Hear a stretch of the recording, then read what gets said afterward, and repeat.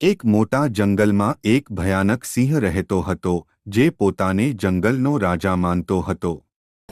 તે એટલો ક્રૂર હતો કે સવારથી સાંજ સુધી તે બીજા પ્રાણીઓને ડરાવતો અને ધમકાવતો. રોજ સવારે તે શિકાર પર નીકળતો અને કોઈને કોઈ પ્રાણીને મારી નાખતો. તેના આતંકથી જંગલના બધા પ્રાણીઓ ખૂબ જ ડરી ગયા હતા.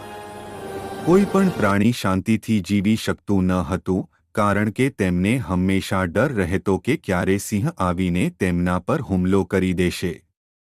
આખરે પ્રાણીઓ આ ત્રાસથી કંટાળી ગયા. એક દિવસ બધા પ્રાણીઓ એક ગુપ્ત જગ્યાએ ભેગા થયા. એક વૃદ્ધ હાથીએ કહ્યું, આપણે આ ભયાનક સિંહને રોકવા માટે કંઈક કરવું જ પડશે, નહીંતર એક દિવસ તે આપણને બધાને મારી નાખશે. બધા ચિંતામાં પડી ગયા. મોટા મોટા પ્રાણીઓ પણ સિંહનો સામનો કરવાની હિંમત કરી શકતા ન હતા. ત્યાં અચાનક એક નાનકડું પણ ખૂબ જ ચતુર સસલું આગળ આવ્યું. તેણે બધાને કહ્યું, તમે બધા ચિંતા ના કરો. મને એક તક આપો. મારી પાસે એક યોજના છે, જેનાથી આપણે આ સમસ્યાનો ઉકેલ લાવી શકીશું. બધા પ્રાણીઓ આશ્ચર્યમાં પડી ગયા, પણ તેમની પાસે બીજો કોઈ રસ્તો ન હોવાથી તેઓ સસલાની વાત માની ગયા. બીજા દિવસે સવારે સસલું હિંમતભેર સિંહની ગુફા પાસે પહોંચ્યું. સિંહે તેને જોતા જ ગુસ્સામાં ગર્જના કરી, તારી હિંમત કેવી રીતે થઈ અહીં આવવાની? શું તું મરવા આવ્યો છે? સસલાએ ડર્યા વગર શાંતિથી કહ્યું, મહારાજ, હું તો તમારા માટે એક જરૂરી સમાચાર લઈને આવ્યો છું. આ જંગલમાં તમારા જેવો જ બીજો એક શક્તિશાળી સિંહ આવી ગયો છે. તે પોતાને જંગલનો નવો રાજા ગણાવે છે અને તમને પડકાર ફેંકે છે. મેં તેને જોયો છે, તે નદી કિનારે ઊભો છે. આ સાંભળીને સિંહ ગુસ્સાથી લાલચોળ થઈ ગયો. કોણ છે એ? મારી હકુમતમાં બીજો રાજા. ચાલ, મને બતાવ, તે ક્યાં છે?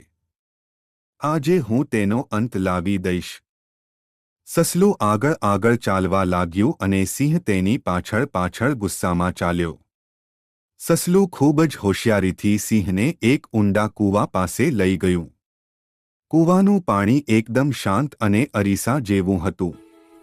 સસલાએ કહ્યું, મહારાજ, જુઓ, તે રહ્યો તમારો દુશ્મન, કૂવાની અંદર હુપાયો છે. સિંહે ગુસ્સામાં કૂવામાં ડોકિયું કર્યું. પાણીમાં તેને પોતાનું જ પ્રતિબિંબ દેખાયું. તેને લાગ્યું કે સાચે જ બીજો સિંહ તેને ઘૂરી રહ્યો છે. પોતાના જ પડછાયાને બીજો સિંહ સમજીને તે જોરથી ગર્જના કરવા લાગ્યો. કૂવામાંથી તેની ગર્જનાનો પડઘો પાછો આવ્યો, જે તેને બીજા સિંહની ગર્જના લાગી. હવે તો તેનો ગુસ્સો સાતમા આસમાને પહોંચી ગયો.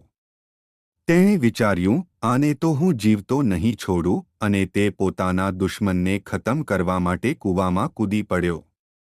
કૂવો ખૂબ ઊંડો હોવાથી સિંહ બહાર નીકળી શક્યો નહીં અને ત્યાં જ ડૂબીને મરી ગયો. સસલું ખુશ થતું થતું પાછું ફર્યું અને બધા પ્રાણીઓને સારા સમાચાર આપ્યા. બધા પ્રાણીઓ ખૂબ ખુશ થયા અને તેમણે સસલાની ચતુરાઈના ખૂબ વખાણ કર્યા. તે દિવસથી જંગલમાં ફરી શાંતિ છવાઈ ગઈ. આ વાર્તા પરથી આપણને એ શીખવા મળે છે કે બુદ્ધિ અને ચતુરાઈ સૌથી મોટી શક્તિ છે. શારીરિક શક્તિ કરતાં પણ સમજદારીથી મોટી મોટી મુશ્કેલીઓનો સામનો કરી શકાય છે.